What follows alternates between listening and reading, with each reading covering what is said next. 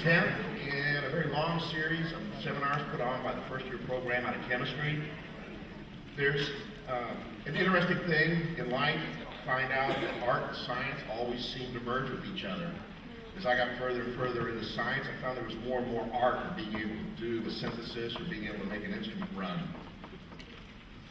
And at the same time, this town has grown a lot. When I was first here, Heldenfels was a hole in the ground with a very large transformer in it. Now, a much bigger school, beautiful auditorium, and the community's changed also. When I first came here, when I asked where could I get good fish, somebody said Long John Silver's. But that's not true anymore. We now have some very fine restaurants in the town. And tonight, thanks to Steve and Karen Struby, who have been able to bring in some very fine wines out of town, and Mike and Taffy O'Brien and Tay Lee, I've been able to meet some of the finest winemakers from around the world in California. And I've talked one of the best out of California actually come in and speak tonight. Very busy man. Let me see, I've written this down so I can remember all of this. Let's see. He's just finished working the San Francisco Wine Competition, the Sonoma Olive and Wine Festival. He just did a tasting at the Houston Livestock and Rodeo Wine Competition. He's coming in and speaking tonight for us, and this is very rare. They're very busy men, winemakers. They do very few dinners. So where is he doing dinners? Well, he's doing one in Bryan College Station, and it's already sold out. There are no seats for this dinner. They're actually shutting down the restaurant. That's how popular this man's wines are. Then he's going to be going up to, let's see, Fort Worth and doing Zambranos, and then Denton Bushwhackers Wine Safari. And then, because I guess he needs some rest, he's sending his wife PJ up to Calgary, Canada for Calgary Wine Fest. Not finished yet. There's still 3 more events in California, and one of those is the Lexus Grand Tasting at the Pebble Beach Food and Wine Festival. I already know I'm in the wrong business. But how does this all go? I'm sitting at Veritas, I'm enjoying a very fine meal, a fine glass of wine, and Steve brings in Robert Rex. What? No, not the Robert Rex. Yes, it was the Robert Rex. And just sitting there talking with him, and all I knew about him was winemaking, he announces to me through the course of some of our discussions about making wine that he had a bachelor's in chemistry. And I'm just kind of going, well, there you go. Art and science marrying themselves to each other. And what did he do? He didn't get his bachelor's in chemistry just anywhere. He got it at Berkeley. But how do you get somebody that's carrying on a degree, a very difficult degree in chemistry at a very fine university? Well, somebody he knows very well, it turned out to be his wife, gave him a wine kit. So 35 years ago now? 35 years ago, he takes a wine kit while he's going to school, studying for chemistry exams, and makes a wine that wins an award at a state fair. And I guess history was made after that point. Now, he has a lot of things to talk about, and one of the things that we talked about at, we actually did a dinner, right? We met first at a dinner at Madden's afterwards, and you actually brought out graduated cylinders and you blended wine. Got graduated cylinders, right? You guys all fear them. It's part of lab, right? But we did. It was a lot of fun. We got into conversations about sulfites. And it's actually not the sulfites give you the headaches. It's what? It's the histamine. And why do you have sulfites in wine? We talked about that and ended up talking about redox chemistry. That's coming up in the 102s a little bit later. So with all of that said, I think it's going to be a very interesting talk. I'm very happy that Robert's here today. In a very busy schedule, he's taken time to do this, and I really appreciate it. Robert, thank you very much. Let's give Robert a very warm Aggie welcome.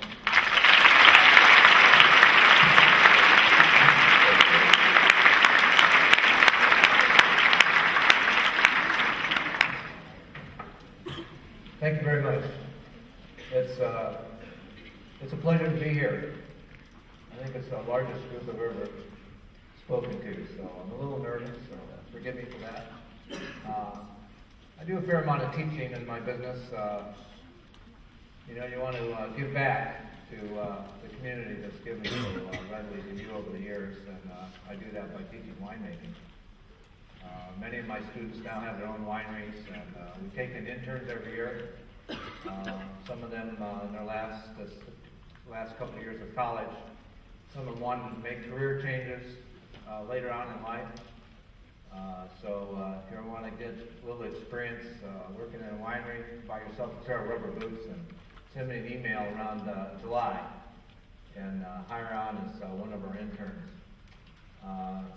We make wine starting the 1st of September and typically end about Thanksgiving. Get the last of wine in the barrels just before Christmas. We work typically 7 days a week, 16 to 18 hours a day, pretty much around the clock for about 3 months. It's hard work, but we build a team, and there's nothing quite like it. It's quite an experience. This year will be my 36th year doing this. But I thought a lot about what I was going to talk to you about tonight, and started out with, of course, chemistry. Been a love of mine for half my life. Actually started when I was a kid. Started first with a love of cooking. I remember going to a birthday party when I was about 8 years old and having Asian food cake for the first time. I thought that was the most heavenly thing I'd ever tasted. Came home and told my mom, I told her about this cake. I said, you gotta make this Asian food cake. And she was very busy raising 5 kids and didn't like spending a lot of time in the kitchen. I remember we had to go out and buy the spring pan to make the cake. It was before Duncan Hines and boxed cake mixes, so it was all made from scratch. Remember, it took a dozen eggs, and we spent the whole afternoon doing it. And finally, we're just the two of us sitting there eating that cake. And she said, "Bobby, if you like the cake," I said, "It's great." She said, "Well, if you ever want to make another one, you better learn how to make it because this is the last one I'm ever going to do." So, bless her heart, she was great with pot roast, but not too good with baking. And so I took up the craft of cooking and baking. I learned when I was in high school you could win any girl's heart you wanted if you cooked dinner for her. So that's how I won my wife. I would invite her over for Monday night football, and she'd watch football, and I'd make dinner. We still do that. But I decided it's not all about the chemistry. It's about the experience that went along with it, and a little bit about the personal history that gets you to where you're going in life. I'm actually originally from Iowa. I've been in California a long time, but I come from 5 generations of Iowa farmers. Corn, soybeans, pigs, a lot of corn. They were pioneers on the Iowa frontier. I have a picture hanging in my office of them standing in front of their log cabin. The story is that my great-grandmother didn't want to move any further west because she didn't want her kids killed by Indians. And there's stories of her befriending the local tribes by giving them food out the back door and fixing their boots. My family moved to Los Angeles, the land of opportunity after the Korean War in 1954. My dad wanted to get away from farming. At that time, the family had 5 farms, and he wanted to practice law, so he moved his family of 5 kids to Los Angeles. But once I got into the wine business, I realized that I was returning to my roots, and that farming was a big part of who I really was.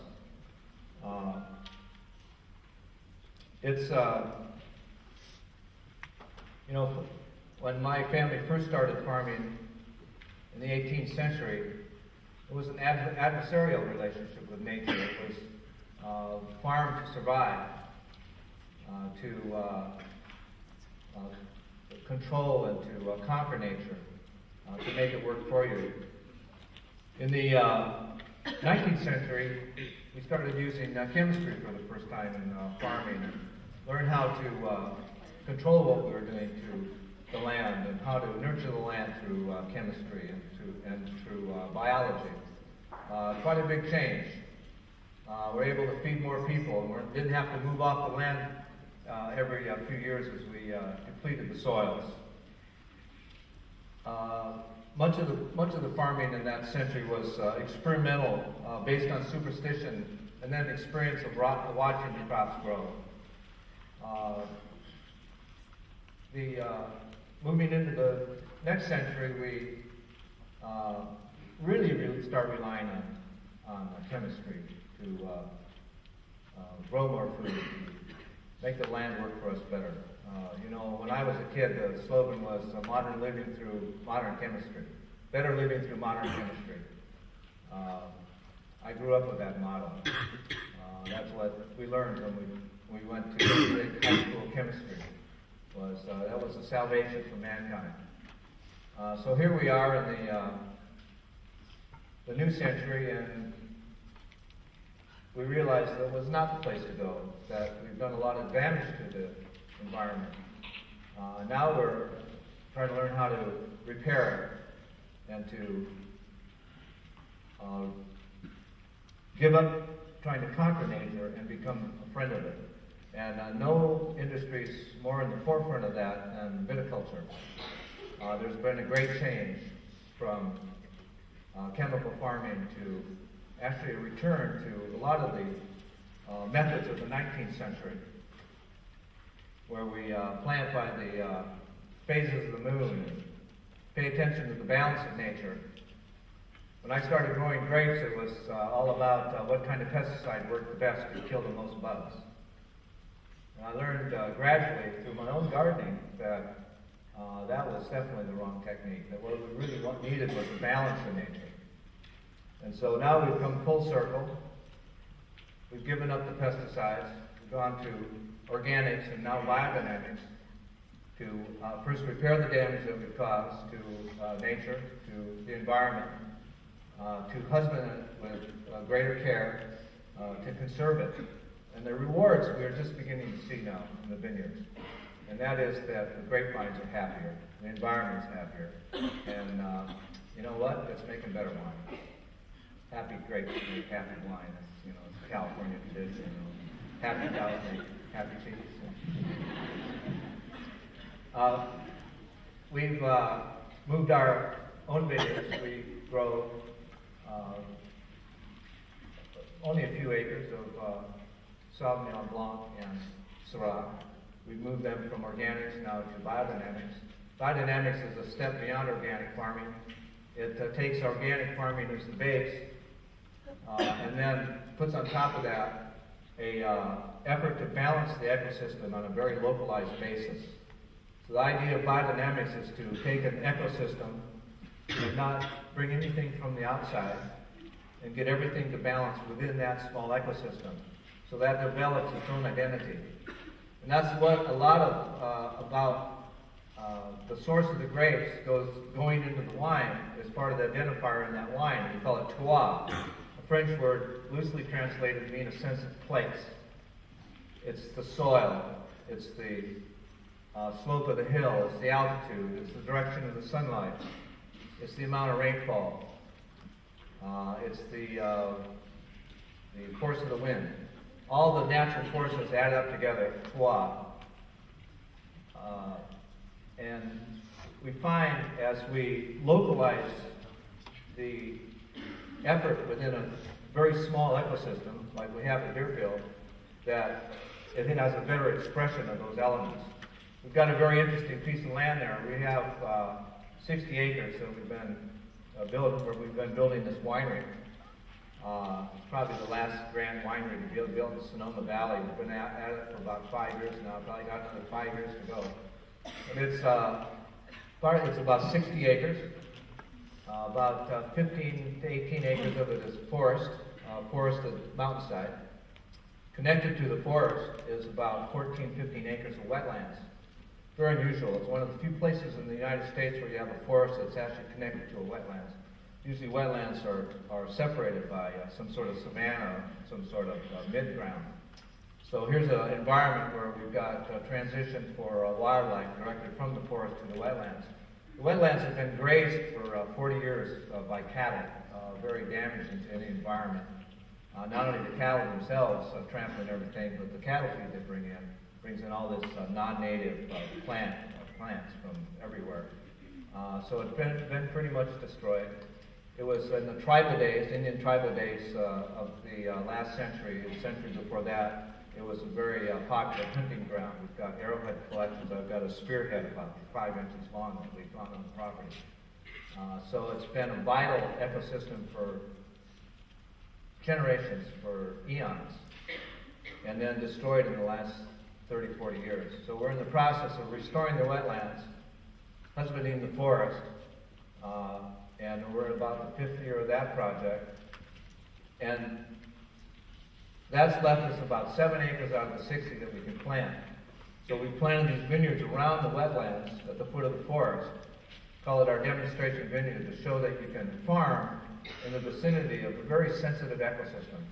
You know, anytime you farm, it's damaging to the environment. You put a shovel in the earth, it's an injury to the earth.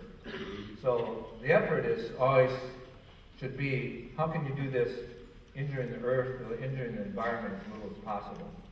And so we see biodynamics as a way to that end.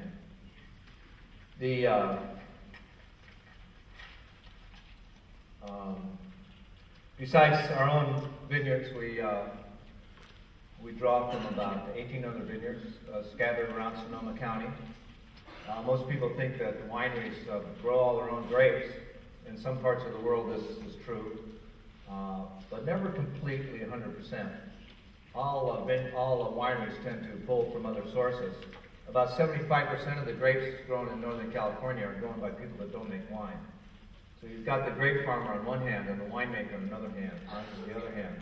It's a kind of a logical division of duties. It's like the farmer growing the produce for the restaurant, and then the chef cooking the produce. So we've got the grape farmer growing the raw materials, and then the winemaker making the wine. So the grower is the farmer, and the winemaker is the manufacturer. Think of us in terms of food manufacturing. But like a good chef, the best restaurants, they know their sources very well for their produce, for their vegetables, and tend to get very involved with the production of those things if they want the highest quality. And over the last few years, particularly in places where there's a very strong sensitivity to agriculture, Texas, California, there's a strong interaction between the users of these crops, the restaurants and the ones I'm talking about, and the people that are growing the crops. So we do the same thing with the grapevines, although we don't own the vineyards. We have a partnership with the grower, and we work very closely with the growers to produce the kind of crop we want. We are in the process of convincing them that they should become organic, biodynamic. It's a hard sell. Takes a lot of effort, takes a lot of labor, takes a lot of time, takes money. It's regulated. Farmers tend to not like regulation so much, but particularly grape growers. I don't know, they're very independent, kind of sort of loud, almost as independent as winemaking. So but we have moved almost 100% at the beginning of that stage, which is called sustainable farming or sustainability. So we've done away with pesticides. We use no pesticides in any of our vineyards, and we've reduced the herbicide use to really one product, and that's Roundup. We haven't been able to get rid of that because it's proved to be over a period of 32 years or 35 years now that's been on the market, a very benign herbicide. It's actually biodegradable. It breaks down in the presence of dirt. It only affects chlorophyll. Only affects plants that have active chlorophyll. And in fact, you can spray it on a dormant grapevine and it won't hurt the grapevine. So it's very difficult to get the farmers to stop using that. The alternative is hand hoeing around the vines. We have also tried burning the grass and the weeds with propane burners. Works very well, but then we realized we're putting CO2 and greenhouse gases into the atmosphere by using the burning method. So back to hand hoeing. We're starting now to use some really fancy French hoeing machines that have a little guide arm that will move it out of the way of the vine and till in the vine rows. So we're learning very rapidly to do things mechanically and with complete sensitivity to the environment. This is part of what drew me to this. Is Earl was talking about the combination of art and science. To me, winemaking is the best combination of that. My childhood cooking produced a love of chemistry. I started baking when I was about 10 years old. And baking requires a little understanding of chemistry, the ingredients, the interaction in the ingredients is very important. They have to be weighed out carefully, measured carefully if you want predictable results. So I guess about 12 years old, I got my first chemistry set. Went from making cakes to explosives, you know how that goes. I had a lot of fun with that, and when it came time to complete high school in Los Angeles, and when it came time to go to college, I visited the colleges around the state. One of them was UC Davis, which of course now is one of probably the 3 or 4 best wine schools in the world. This was 1961. At that time, it was kind of a backwater school. I remember they had a textbook that was written in 1947. Not really up to date. Cal Berkeley had 2 Nobel laureates in the chemistry department, so it was kind of a slam dunk. It was an interesting time to go to college there, 1961 to 1965. It was time of renaissance, new discoveries. It was a generational change from kind of a war-oriented, very conservative 40s and 50s to complete reawakening of everything that had to do with society. It was the birthplace of, during those years and then later into the 70s, the birthplace of California cuisine and modern cooking styles, which of course fit right into my loves. Of course, great political turmoil, which continued into the birth of the anti-war movement. So it was definitely an exciting place to be. I stayed there after I graduated. Wasn't sure what I wanted to do.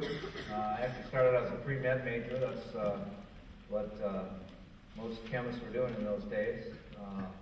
Liked chemistry, biology, physics. Did well on them. Couldn't do anything with languages. I'd spend 4 times as much trying to learn French as I did with chemistry, and got A's in chemistry and B's in French. So that was worthwhile. At that time is really when I got interested in wine. First as a tourist, being close to the California wine country. But the wine industry, although it has a long tradition in the United States, has a fairly short modern history because it was stopped by Prohibition. Before Prohibition, 1919, there were hundreds of wineries and thousands of acres of vines in California. And there were wineries and vines in several other states also. We didn't pass the number of vines planted in California before Prohibition. We didn't pass that total until 1978. There were more wineries before Prohibition in California than there were after Prohibition until 1985. So what had been a thriving community, a thriving business, really was stopped in its tracks by Prohibition. And then, of course, so the Depression, which started in the rest of the country in 1929, really started in California in 1919, in Northern California, home of wine business. So first you've got the Prohibition, and then the Depression comes along. The Depression is ended by World War II. Everybody goes to war. I mean, everybody goes to war. They come home from World War II. There's a slight uptick. There's a few wineries open up. And then the Korean War starts. And essentially the same men that fought World War II go out and fight the Korean War, plus their younger siblings. So they come back from the Korean War. By this time it's the mid-50s, late 50s. And they start thinking about rebuilding the wine industry. And that's when the first new planting started to take place. So this whole renaissance that started to take place in the 60s is starting to take place in the wine business also. The watershed moment during this period is in 1964 when Robert Mondavi decides to leave his family business and open his own winery. He was a true visionary. He spent a lot of time traveling to France, to Europe, and became convinced that Americans could make as good a wine as the French. So he came home to his family winery, which was C.K. Mondavi, a winery that had survived Prohibition, survived the Depression, was one of the few wineries that survived because they had a connection to the Catholic Church.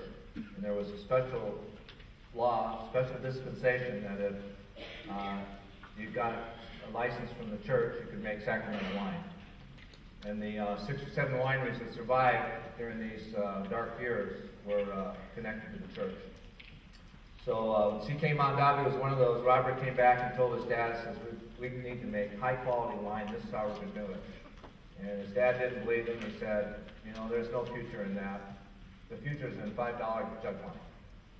And so after a big argument, Robert Mondavi leaves the farm, and 63, a year later, he opens his own winery. This is the start of the modern California wine industry. When I started to become a wine tourist, about that year, there were 7 wineries in Napa Valley. There were about 6 wineries in Sonoma County. You could visit all the wineries in Northern California in one day. Now, where I live, in the town of Kenwood, Kenwood is 1,200 people, same size as the town I came from in Iowa. The next little village is Glen Ellen, 800 people. Between those 2,000 people, we've got 35 wineries. I don't know all the wineries anymore. I barely know the wineries of my neighbors. The wineries in Sonoma Valley, there's about 60 wineries in our immediate surroundings. It's really who we are and what we do there. The nice thing about it draws people to have a passion for it. And that's what we need to look for in life, is what we can do that we have passion for. And I see that every day. The interns that come to Deerfield, they send me emails. They said, this is something I think I'd like to do. It really interests me, and the ones that end up and try it out and have passion for it, it sticks. So it's a combination of those things. It's the education, it's the willingness to take chances and try new things, and it's finding where your gift is, and then letting yourself have passion for where that gift takes you. And it looks a little bit like the true scientific method, which is really how I try to look at most things that I've done.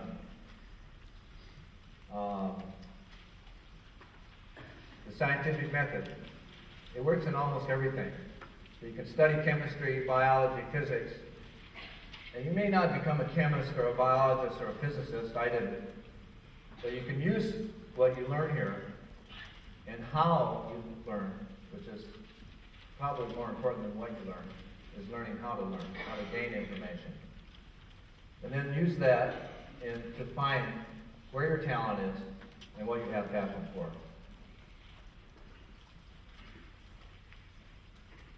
So what is the scientific method? You ask the question, where am I going with this? What part of this interests me? That's what the scientific method starts with, is this question. The question may come from what you observe or what you see or what you experience. The how, the what, the when, the why, the where. From there you do the background research. That's easy these days with the internet. We used to have to go to the library. Boy, what a waste of time that was. Love the internet. In fact, they were surprised I wasn't doing a PowerPoint presentation here. I said, well, everybody does a PowerPoint presentation. So I'm still a little bit old-fashioned. I just got my notes written on paper here. I was afraid my computer would crash. I use that. I come into this later in life. But the scientific method, ask the question, do the background research, which often brings up more questions. But what the next stage is to construct a hypothesis. Where is this information taking you? Where is it going? What happens if? What happens when? Then you test your hypothesis by doing experiments. And you can do that every day in your life. You do it in your career. It's one of the biggest joys in winemaking is we experiment all the time. It's an industry that's based in long traditions. And tend to be very conservative and move very slowly. But still, on the other hand, we stay at the cutting edge of what's happening in the industry, and we experiment every year. Deerfield Ranch has a reputation of being on the cutting edge of California winemaking, which I firmly believe is at the cutting edge of world winemaking. World wines are getting more and more like California wines, because they're the best wines. They're the easiest to drink. They're the most friendly. They have the most flavor. Why? Because we keep testing the limits. We keep hypothesizing and experimenting. Every year we try new things. We always make the major part of the batches with the traditional methods, and then we take smaller parts and try new methods, different fermentation temperatures, different yeast types of yeast. We isolate our own yeast and freeze dry them so we can use them the following year. We listen to everybody, what everybody else is doing. It's a very cohesive community we work in. Everybody shares information. I get together with a technical group once a month to just talk shop amongst other winemakers. There's no secret. We figure that if we share information, we all get better by it. It's very much like a university setting where we're all in this game together. We're all on the same team. You know, the marketing departments kind of stay their separate ways and keep their secret sources, but not the winemakers. We work together and work as a team, testing those hypotheses and experimenting. And then finally, you analyze your data and you make it available, which is the last part of that society I'm part of. Is we're not always writing papers, although of course we do write a lot of papers, but we share our information with other people in the community. It's like sharing with your lab mates, sharing with your fellow students. It works the same way. And you know, it never ends. It goes on the rest of your life. And if you can find something that you have passion for that's based on that, then believe me, it's not like working at all. Work hard every day and just love every moment of it. So it's that kind of combination of art and science. You know, winemaking is about 60% cooking and about 40% chemistry. So for me, it's been a love of my life, and enjoy it very much.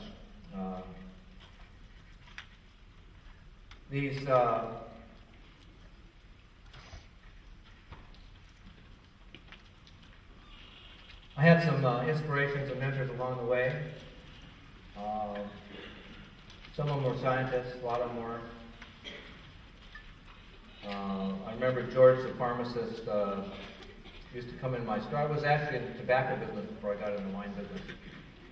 Getting back a little bit to the personal history, after I graduated from Cal, I decided to take some time off because I really didn't know what I wanted to do. I was working in a tobacco shop part-time just to put myself through the last year of college. And I decided, well, I'd just work at the store for a while, so I decided what to do. It got me in touch with my entrepreneurial side. I come from a family of entrepreneurs. And it taught me that there was a lot of merit in running your own business and being on your own. And I ended up buying this little tobacco store. It had been around Berkeley since 1929, and it was over 100 years old, and then transplanted from London, England. It was easy to be a big fish in a little pond. I started to use my chemistry and my biology there. We made these fancy pipe tobaccos. And the best pipe tobaccos were aged. They aged like fine wine. And in the aging process, they would go through a fermentation and a chemical conversion produced by bacteria. And so these fine tobaccos, with a great deal of age on them, were very valuable, where they might sell for a couple dollars an ounce when they were fresh. After 10 or 12 years, they'd sell for $40 or $50 for 2 ounces. So here's an idea. Isolate the bacteria that are creating the conversions, study the fermentation curves, and see if you can't speed them up by a few years. So we took these tobaccos and isolated the bacteria, grew them up in petri dishes, introduced more rapid fermentation by isolating particular strains of yeast. I was still friends with a lot of lab techs at Berkeley, and they helped me out a lot with that, in that department. Used the university. and we made gourmet pipe tobaccos in 6 months that would normally take about 10 years. This was before tobacco became the pariah it became. In fact, one reason I got into the wine business is to get out of the tobacco business. About the time, about 1979, Berkeley Public School System was the first school system in the country to teach anti-smoking for kids. To me, this was handwriting on the wall. What had been a very good business, a collegiate business. All professors smoked pipes in those days. Decided that it was a good business to get out of. By that time, winemaking was a hobby. So my wife and I made a conscious decision to sell the tobacco shops, find a place in the wine country, and turn what had been into a hobby into a career. 6 years ago, we moved to Kenwood, where we are now. So during this period of almost 20 years in the tobacco shop, a lot of my customers were from walks of life that ended up being part of my mentoring system. George the pharmacist, I can't remember his last name anymore. He was about my age when I was in my 30s. I'd come in and buy cigars, and he taught me that you could measure things, you could sense things with your nose and with your palate that you couldn't measure, that were beyond the limits of the measuring apparatus in those days. And to that, particularly in what had been my hobby, later my professional winemaking, to rely heavily on your senses to identify the direction of things. They used to teach us in medicine more, but keep that in mind that you can smell and way before you can measure. Well, kind of a grandfather of the modern wine industry. Alfred Peet, heard of Peet's Coffee? He was a friend of mine. He was an old Dutchman, a rather stern fellow. Whatever he did, he wanted to stay at the highest quality level you could, particularly in making a product. My mother, who was a playwright and a song and dance woman and a professional magician, she taught me to be on stage. And you got to do a lot of song and dance in your life, and that kind of experience is valuable. So it's been an interesting time. I continue to enjoy it. I continue to use my chemistry. We're developing a pretty complete lab now at Deerfield. Simple by organic chemistry standards, but good for our industry. We continue to experiment, to use the scientific method in everything we do, and we continue to love to teach it. So next time you're out in California, come visit. Thank you very much.